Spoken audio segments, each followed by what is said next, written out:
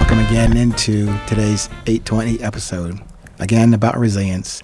But this time we're continuing the conversation with Miss Martha about resilience and the connection. So we didn't touch on this part, and I'll add in my little 2 cents on what they don't tell you in the military side. Like, for example, like I mentioned, my ambition for life was to be a baseball player for New York Yankees. I was good in high school. I wasn't, top level pick for University of Miami or Arizona State. No, I was relegated to learning how to swim at West Point to graduate. So the baseball thing didn't happen.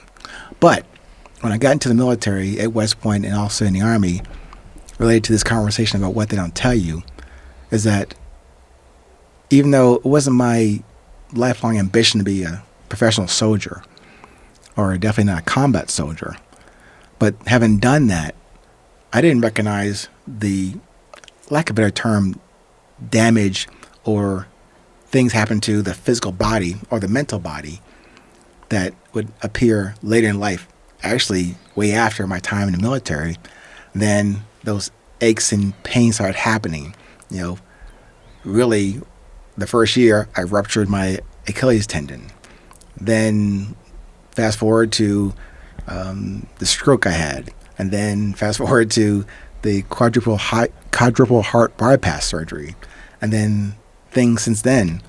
But I can't say the military caused that, but no one gave me the insight to say these things might happen to you, even though thank you for your service in this country, but no one told me about the downstream effects of your commitment to being, in a gung-ho combat airborne ranger, pathfinder, kind of stuff I did, but didn't know how it affected me, not just physically, but even my relationships with another person, another woman. So I wonder, I think we discussed it before, what they don't tell you when you join up, go to West Point, go to OCS or enlist in the Army. They don't tell you about the downstream, what it's going to cause you or what you're going to face, because no one prepares you for it. I think we discussed not an answer, but an approach that maybe it'd be helpful in that recruiting station, or if we ever go to West Point, someone that tells you who's been down that path and has been through that churn, through the military, and maybe even through combat, but then can tell you, I've been in your position, here's where I am now, and these are my maladies or my pain or my PTSD or my left foot missing or my right arm missing, and be able to show you that. So maybe as you're young, try to make a decision to all that vim and vigor as a 20-year-old person, you don't know what it's going to feel like at 62. But someone can come and give you the preview, just not to scare you, just for another level of awareness before you make the commitment. And that probably does apply also to marriage, to sports, to working on the garbage truck. You should know what you're putting yourself in line for, not because everything is good, bad, or indifferent, but you can get all that, good, bad, and ugly, but you should have some level of awareness. Now, nowadays, you can get some of that from YouTube or Google or AI, but I think it's more valuable to have that kind of conversation with somebody who's been somewhat on your path, and now you're embarking on that path. What do you think about that perspective? I know that it's always better to hear it from someone who has experienced it. You're at the beginning of your journey, but they're at the end because they've already experienced all of this. And I know that for my father, who's a veteran, there are some things that we did not know that happened and, are now considered, his disability. So I think if he had maybe a chance to visit a VA home, because there's a group of veterans there, it may be hard to assemble a group to come to you personally at a recruiting office or somewhere, but at a VA homes, there's plenty of veterans who would probably love a good visit.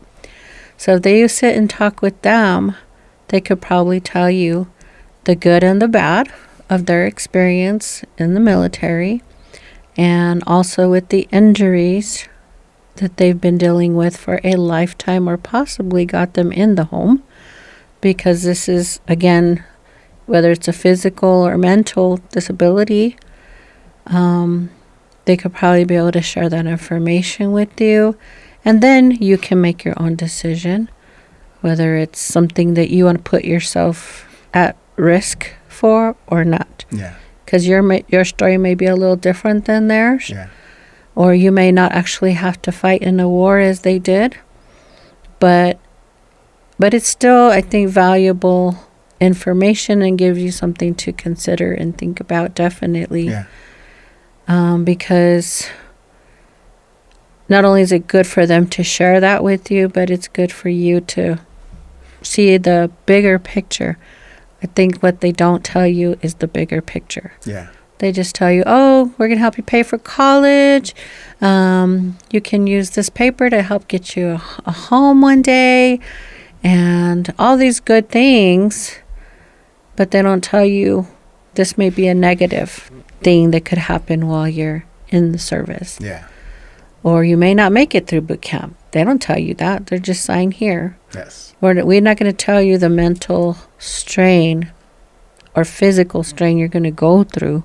It's just, you'll be fine. You should be able to do this. You look like you're in great health, and sign here. Yes. Sign here. And much like sports, as we discussed earlier, sign here.